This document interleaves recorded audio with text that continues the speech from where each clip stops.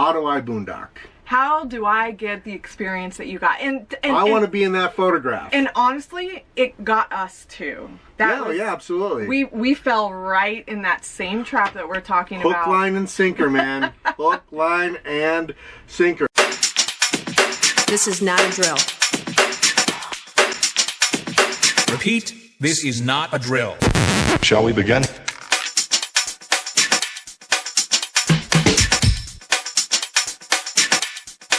Let's begin. Shall we begin?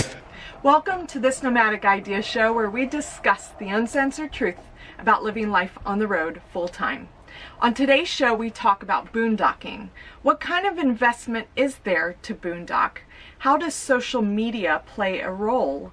And what exactly is the truth? Yeah, and there is an absolute truth to that. Before we get started, we have started a new Facebook group. You don't want to miss this. This is part of this Nomadic Idea Facebook page. So if you're already a member or if you've already been a part of our This Nomadic Idea Facebook page, we now have a group. The one cool thing about the group is we are going to be sharing some more private details, intimate details, and what we really know about the nomadic lifestyle and all the BS that's out there that's associated with it. So we're going to share the truth about that. We're completely uncensored. So go to This Nomadic Idea Facebook page, go to our group, join the group. It's a private group, so only people that really want to learn the nomadic life and share tips, tricks, everything nomadic life, come and join. It's just our part of our community.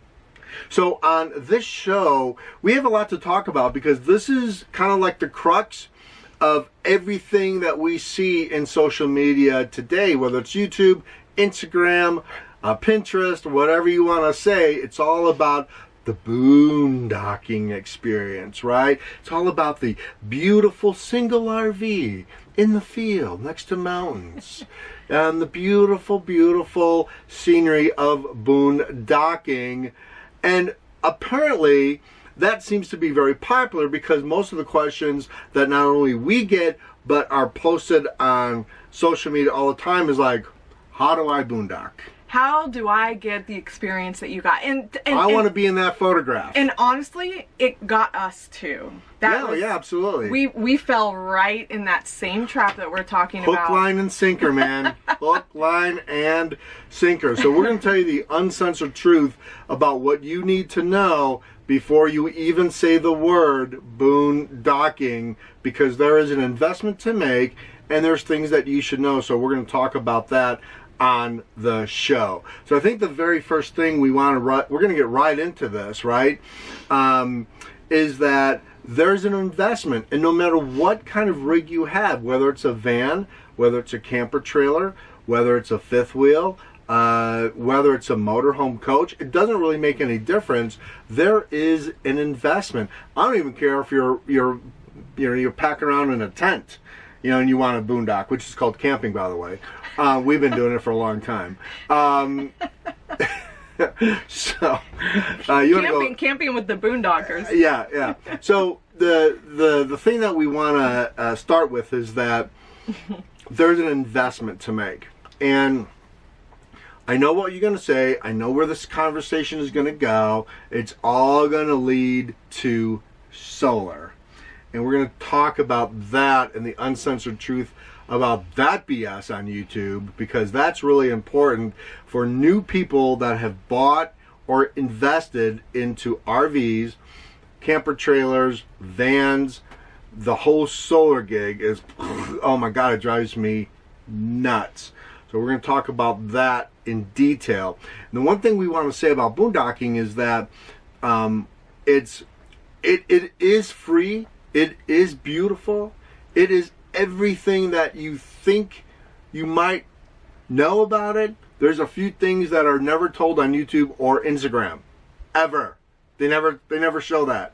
And that is the day-to-day life that comes with boondocking in the middle of nowhere. And it has, most of the time, it has a lot to do with dust. Has a lot to do with... Well, it depends on your area, geographical area. Wind, dust, debris. It's, getting internet signal, bandwidth. These are all kind of like asterisks in the boondocking is beautiful. It's great.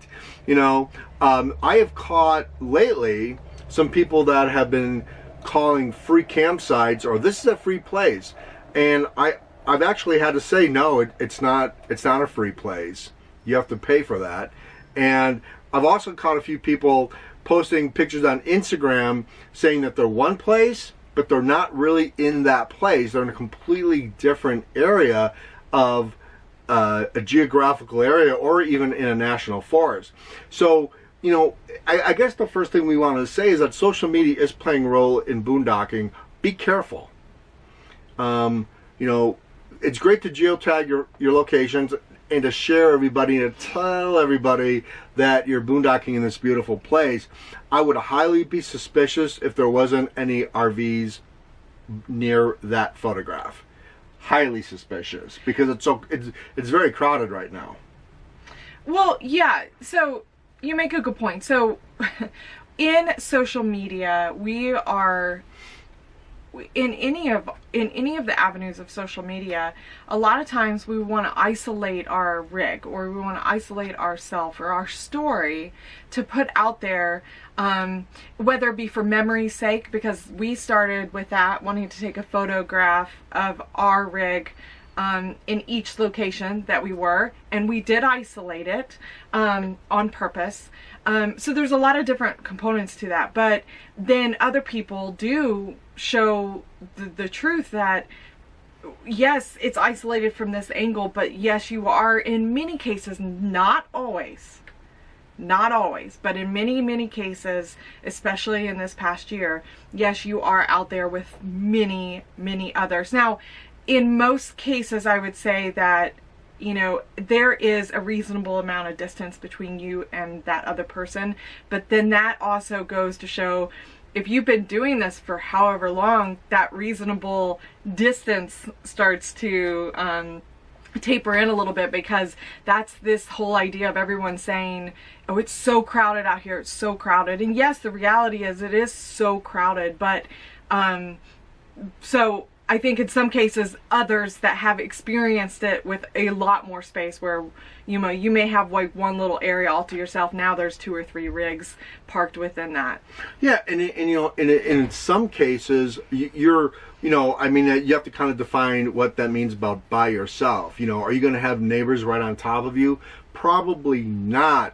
But I would say in some of the places that we have seen and we've been, yeah, you will have neighbors right next to you. You've got to work for isolation. You really do have to work for isolation. And the further out you go, generally speaking, the more isolated it becomes. But can your rig do that? And are you capable of doing that? And usually the further in you go to a boondocking site or an area, whether you found that on Campendium or any of the free campsites apps out there, you may not be able to get there because of the size of your rig or the limitations to how low your rig goes, or whatever the case may be.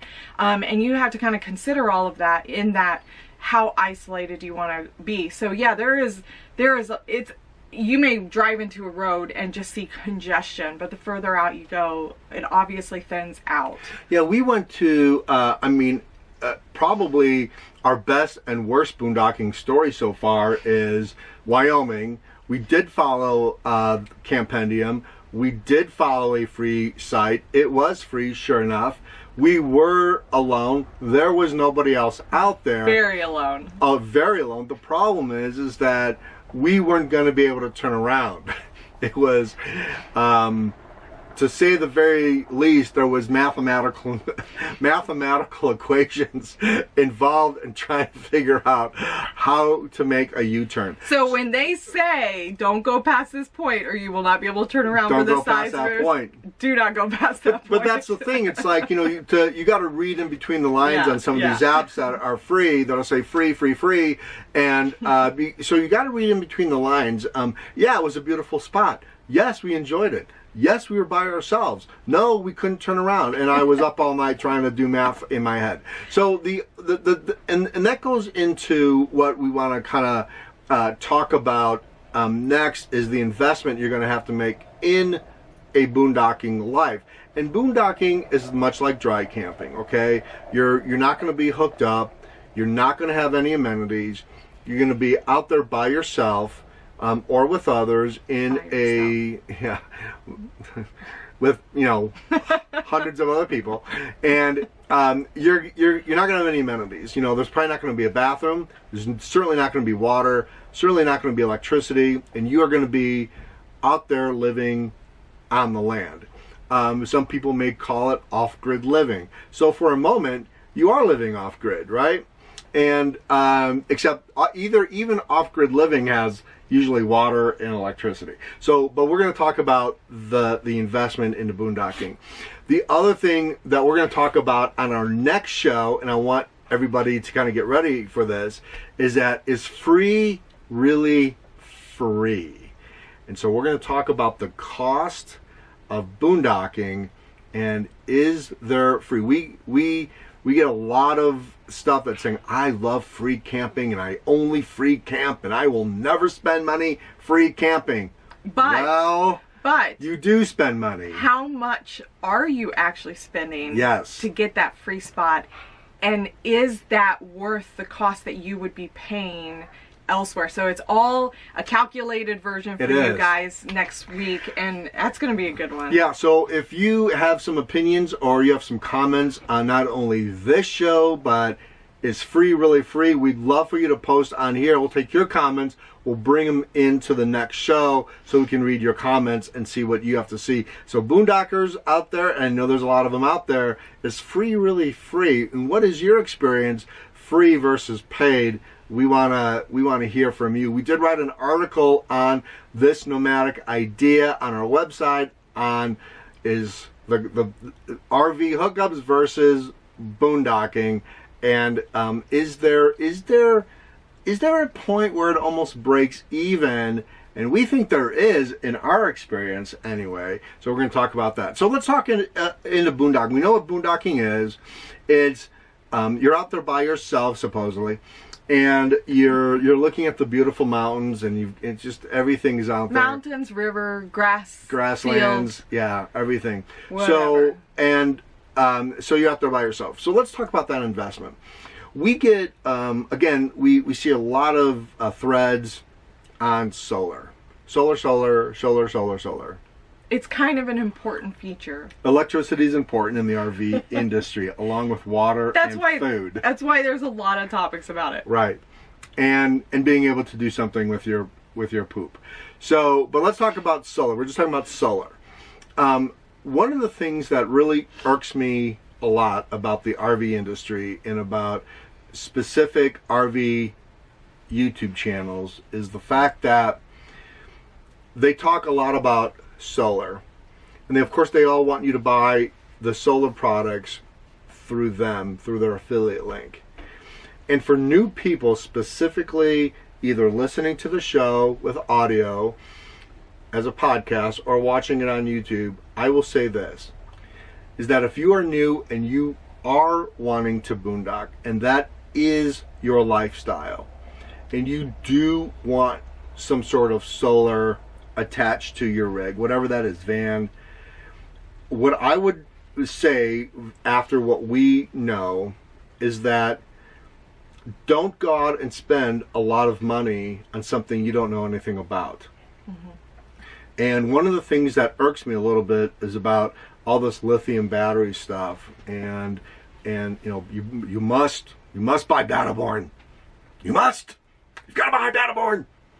Well, they're good batteries. They're lithium batteries, no doubt. But are you for sure? Do you know for sure you're going to be out here for the next 5 years? Do you know that for sure? Because we don't know that for sure. And so the cost per battery versus like an AGM battery is hundreds of dollars. So lithium batteries are good, no doubt.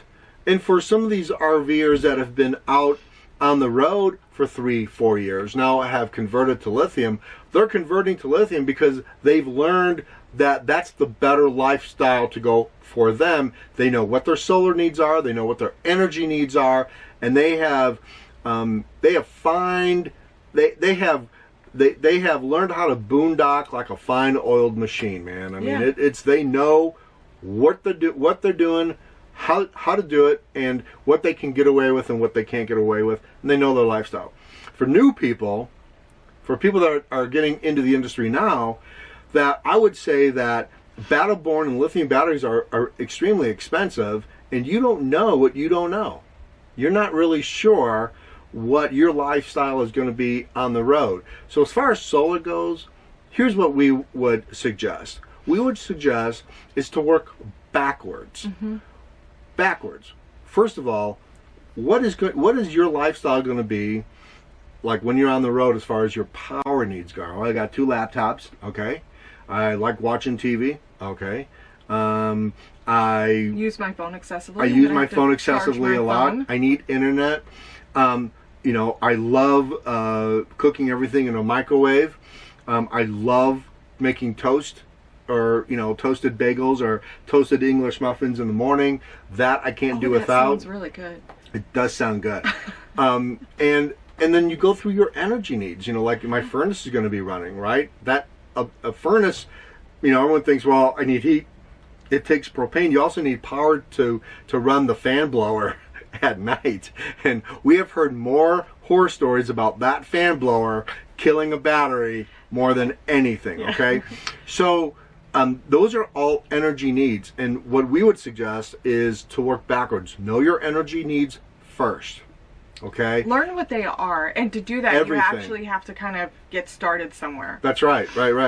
And so then after you work backwards and say, okay, well, I need this much amps per day. I need this much wattage per day to fit my lifestyle for what I know. And the thing is, a lot of it you don't know. A lot of it changes. It's very flexible when you start getting on the road, right? I mean, quite frankly, we started our whole energy need and our whole solar thing because we had to run our composting toilet fan 24 hours a day.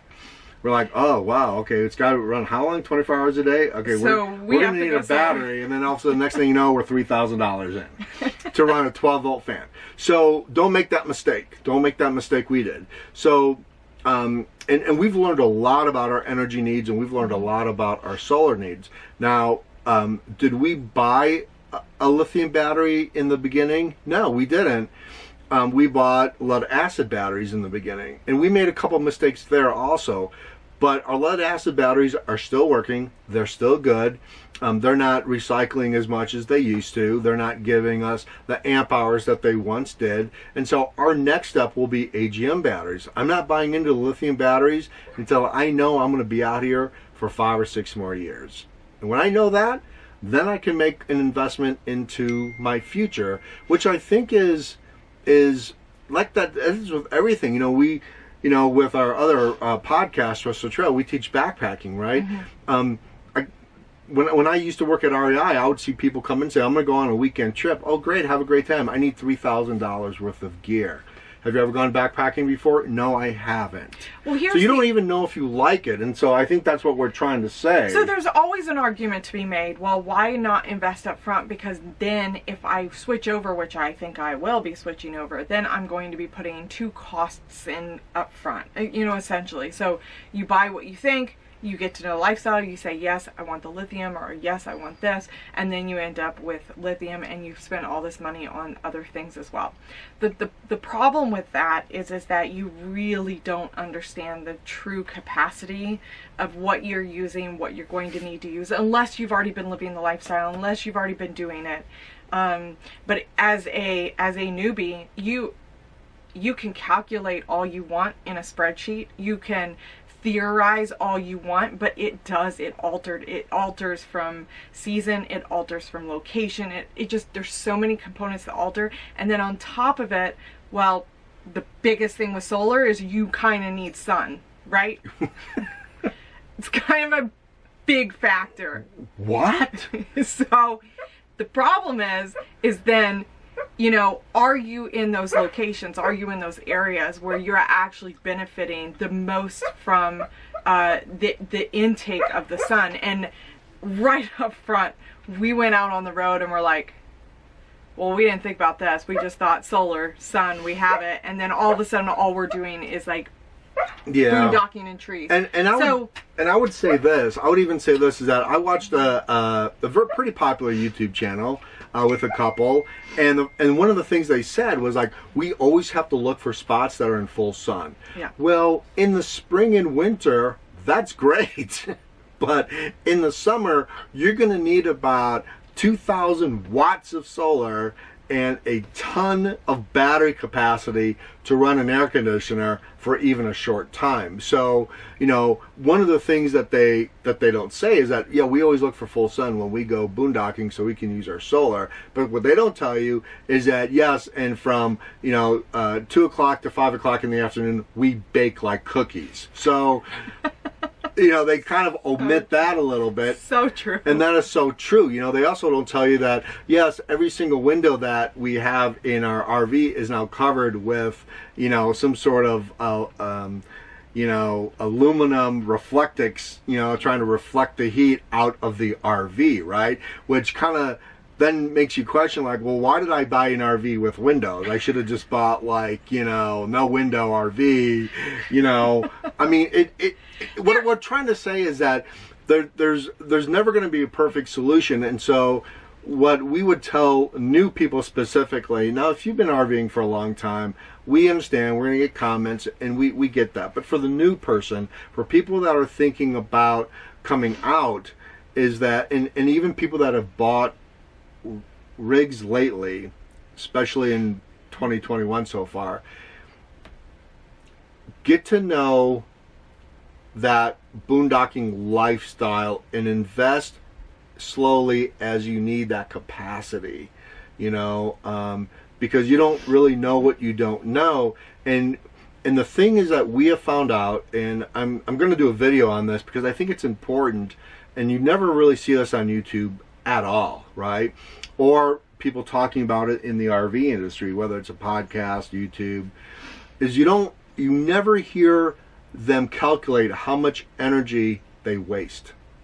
That's a big one. They waste. So if you're not utilizing 100% of your solar capacity, you're wasting energy. You're throwing it out the window. It's like, well, I only have 30 gallons of water capacity, right, in my fresh water tank. Well, good. Well, you just dump 10 gallons on the ground. Well, why would I do that? That would be wasting water. Exactly. And solar works the exact same way. You may end up wasting energy that you've bought, that you've paid for, and now it's being wasted because you're not using that capacity. So most of the times that we learned the hard way, for sure, about wasting solar, about wasting that energy. And I know if you go back to our videos and see some of the videos I did about the van, and the van being, you know, having its own solar, well, yeah, but we never used it. And so I had to redo the whole idea of solar on the van, and I made my own Jackery box. Yeah, we've modified our solar now many times to try and make it function better for us. And to use 100% of it, but then recycle 100% of it, and that's going to take a minute to do. So, you know, and I don't want this whole show to be on solar. I really don't, because it's easy to get caught up in it. It's a never-ending debate. You know, everyone's got their own opinion. Everyone wires it differently. Everyone blah blah blah blah blah, because it's, you know, it's based on your lifestyle, right? But we will say this, is that, you know, don't jump into the lithium game right away. You know your lifestyle first of all. And the reason why, and I'm going to say this because it does irk me. The reason why everyone's talking about Battleborn on YouTube, because it's an affiliate marketing link. Now, we do affiliate marketing. You know, we're, you know, if you want to buy stuff through us and through our link or through our Amazon store, thank you. Thank you. But to put a product on there on purpose because you know it's highly expensive and it brings you the most money, but at the same time you don't know whether it's really good for people or not, just because it's good for you, I'm not going to buy that, okay? I'm not going to buy into that whole BS. And so I think I think you have to understand your lifestyle and what you want before you throw money at it. We have seen this I've seen this over 20 years of backpacking and taking people out on the trail for the first time. Throw money at it, and that will ensure me to have a good experience. Well, that's not true. You know, that's just not true. And so, I think that's what we say about boondocking. There is an investment to make. You have to get to know your lifestyle. So that's what we're going to talk about solar. The other thing we want to talk about solar is other different things that you're going to have to know about, right? About as far as boondocking, as far as boondocking goes. One is your water capacity, and figuring out, again, how much water do I use? There is going to be a trade-off, and that's a huge part of boondocking. That if you think you're going to be you're going to live a lifestyle exactly like sticks and bricks, and live in the middle of the desert, or in the middle of a national forest, or on top of the Grand Canyon, or wherever you want your Instagram photograph to be, right? If you think that's going to live exactly like your sticks and bricks, you got another thing coming, because you are going to have to make some trade-offs. We have modified that process aggressively. So, we have 2 dogs, and they drink a lot of water. So we want to make sure that they're hydrated. We want to make sure that we are hydrated. We drink a lot of water. So then I'm like, okay, well, those are priorities. What is not as much of a priority? And we have gone from extreme variables, from like wiping down our dishes and not actually like washing them, to washing them a little bit and like trying to conserve as much water, reuse as much water as possible for doing dishes. We have gone through multiple extremes to see exactly what's going to work for us, and it's still a learning process. We've been out here 8 months, and we are still trying to adjust to that whole process. And it's not just about doing dishes, it's not just about hydration, it's about showering, it's about cleaning things off, it's about, well, what else do you showering. Nothing says sad puppy face than to tell your dog, dude, stop lapping up all the water. We're in the desert, for God's sake. Your dog is like, I'm just thirsty, dude. And you're like, hey, man. But that's the thing. There are trade-offs. I think there Ariane, are very creative ways in which you can reuse or minimize the water intake, and I feel like we've gone through the whole spectrum. Yeah, well, the funny thing, Ariane has become a ninja when it comes to like washing dishes and conserving water, right? And the funny thing is, like, we don't throw any food into our gray water. It's just soapy water, dishwasher, shower water. And we'll eat something, and Ariane will like give me back the plate, and she goes, that's not really clean. Lick it off. And so, and that's what I'm saying about your lifestyle, is that talk about relationship stressors. You may have to learn how to be a plate licker. That's all there is to it. Well, okay, go ahead, sorry. No, I mean, that's just that's the reality of it. Like, you're not going to leave, like, if we have a bowl of soup, you're not going to leave a quarter of that soup in the bowl and then throw it down the drain. That's our lifestyle. That's our lifestyle. And I think we're a very, very minute percentage of people that actually go to those extremes to be able to do that. We did a video. We do save a lot of water. Yeah, we save a lot. We did a kitchen video that, if you're looking to become a ninja hacks, like Ariane does, she's got this thing down to a science. Now, here's the thing. Try to introduce somebody from Sticks and Bricks that is very, very comfortable. Now, we've been out here 8 months, right? So it's normal to us.